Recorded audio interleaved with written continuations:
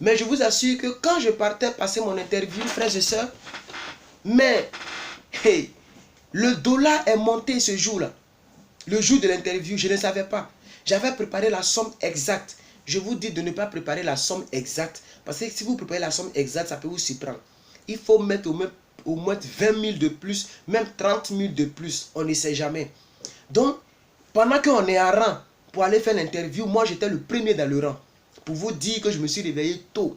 L'avenir appartient à ceux qui se lèvent tôt. J'étais le premier, mais je me suis retrouvé le dernier à cause de l'erreur de la somme exacte que j'avais préparée.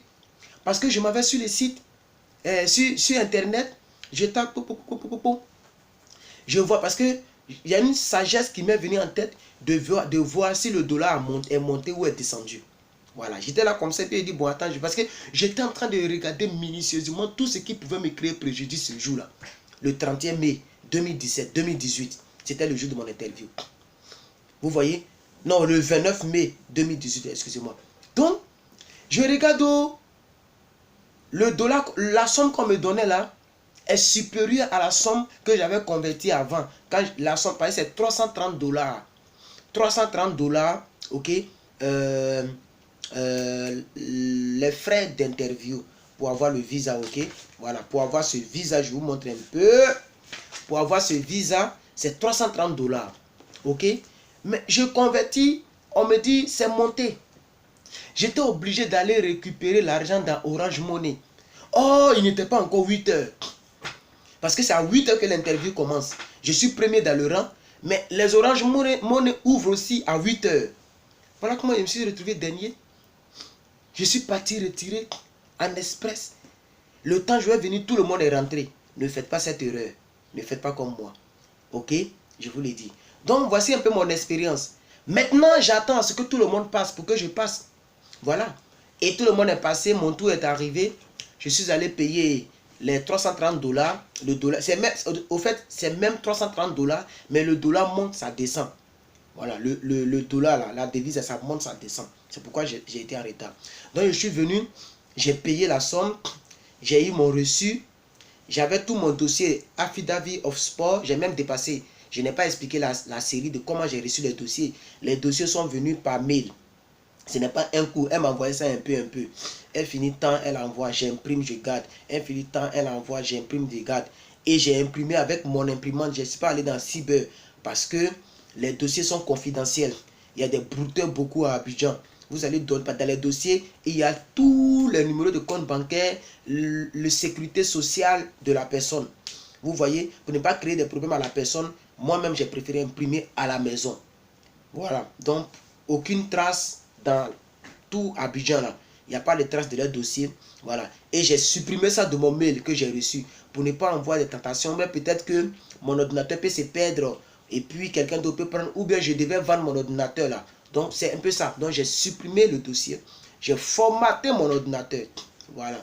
Donc à l'interview, j'étais là, je remerciais le Seigneur dans mon cœur et j'ai payé. Mais avant de payer, voici ce qui s'est passé puisque les gens ont demandé que je sois dans les brefs détails. Que je parle dans les détails. Je suis allé directement où on fait l'interview, c'est-à-dire où on s'arrête, parce qu'à l'interview, on s'arrête, on ne s'assoit pas. Je suis allé directement sans avoir payé. Quand je suis parti, elle me demande mon reçu. J'ai dit, mais quel reçu? Vous voyez? J'ai dit à la dame, mais quel reçu? Elle me dit, mais envoie ton reçu de paiement. J'ai dit, non, je n'ai pas encore payé. Donc, je devais aller encore l'autre côté. Le temps, je suis parti, ils ont appelé quelqu'un d'autre encore derrière moi. Vous voyez les erreurs que j'ai faites. J'ai fait beaucoup d'erreurs. Donc, ne faites pas ces erreurs-là, s'il vous plaît. Donc, je suis allé payer maintenant. Et c'est comme ça. Oh, l'ordinateur a quoi? Voilà. C'est comme ça que je suis parti, les frères. C'est comme ça que je suis parti. OK? Pour payer. Donc, les fameux frais. Où l'on fait vidéo, c'est là vous écrivez beaucoup les gens. Voilà. Pour payer les fameux frais. OK?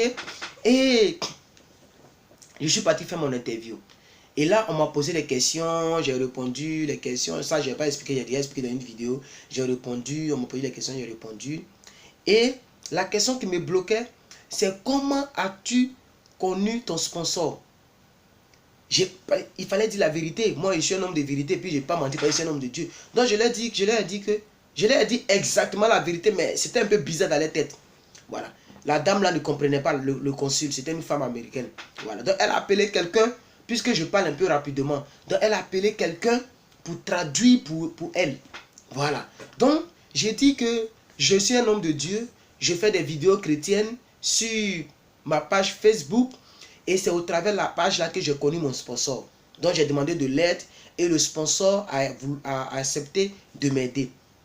Vous voyez? Donc à cause de ça, elle m'a dit bon, normalement quand tu fais l'interview, on doit te dire congratulations, welcome to United States of America, c'est-à-dire félicitations, bienvenue aux États-Unis. Puisque dans l'ambassade, tu es déjà aux États-Unis comme ça. Donc quand tu as réussi, c'est comme si tu es déjà aux États-Unis ici, étant en Afrique dans ton ambassade. Mais moi, on m'a pas dit welcome. Parce qu'elle voulait vérifier l'information selon laquelle la dame là, je l'ai connue au travers Facebook. Voilà. Mais je ne peux pas mentir, puisque je n'aime pas mentir, je ne mens pas. Donc, c'est comme ça qu'elle a pris mon passeport. Or, je sais que quand on prend ton passeport, c'est déjà une bonne nouvelle. Ça veut dire que tout est réuni. C'est un petit détail qu'il faut vérifier. Voilà. Donc, elle a pris mon passeport. Elle a pris le reçu que j'ai payé là. Et elle m'a dit de rentrer à la maison, qu'ils vont m'appeler. Voilà. Je n'étais pas totalement content. Mais au moins, mon passeport est là entre les mains. Puisqu'il faut le passeport pour imprimer le visa. N'est-ce pas? Il faut le passeport pour imprimer le visa. N'est-ce pas? Voilà. Donc, c'était déjà une bonne nouvelle. Donc, je suis parti. Maintenant, il fallait encore intercéder, prier. Et je vous assure, le 30, on m'a appelé. J'étais en train de casser les briques. Il faut chercher de l'argent toujours. Donc, je n'ai pas entendu l'appel.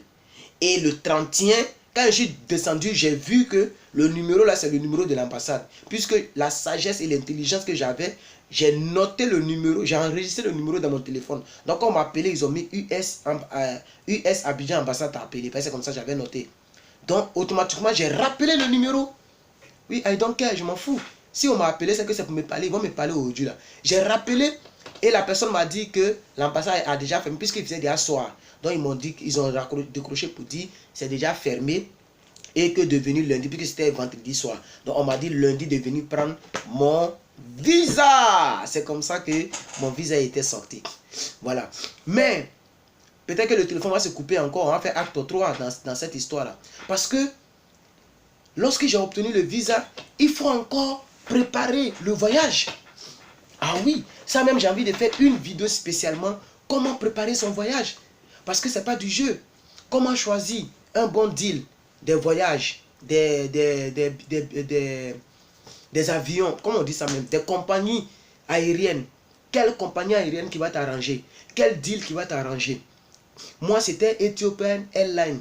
Ceux qui ont fait accident là, je m'incline sur les mémoires de centaines de personnes qui sont décédées cette année. Ok? Mais c'est Ethiopian Airlines qui m'arrangeait. Parce que eux, c'était $1200 avec 2 escales.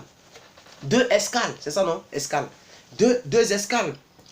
Un en Éthiopie, Addis Abeba. Et la première fois de voir Addis Abeba, c'était vraiment joli. Et 2 à Dublin. Je pense que c'est à Irlande. Dublin.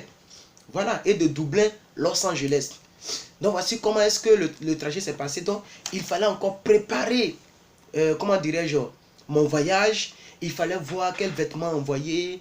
Je devais acheter des chaussures. Je devais partager mes biens, donner mes amis. Donc j'ai partagé mes biens. J'ai acheté mes chaussures, mes habits. J'ai acheté certaines choses. J'ai jeté d'autres choses qui ne sont pas importantes. Voilà, j'ai jeté des choses bizarres. J'ai vendu certaines choses qui pourraient me rapporter. Mon matelas Makassi que j'avais payé, ça n'a même pas fait 1 an. Je voulais dormir sur un bon matelas. J'ai fait don. Mes ventilateurs, j'ai fait don. Voilà, ça c'est des choses. T'arrives en peut-être c'est 10 000. Non, j'ai fait don aux gens. Voilà. Et pour ne pas que... Comment j'ai fait les dons? Je vais vous expliquer aussi. Parce que je vous ai dit, je n'ai dit à personne, n'est-ce pas? Mais si j'ai fait don, si je fais trop de dons, ils vont savoir ce qui se passe. Alors qu'est-ce que j'ai fait? J'ai réuni les choses dans ma maison. J'ai dit, j'ai mis ensemble, je mets le nom de la personne.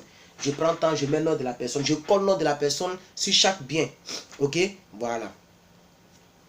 Excusez-moi. C'est un peu allumé là.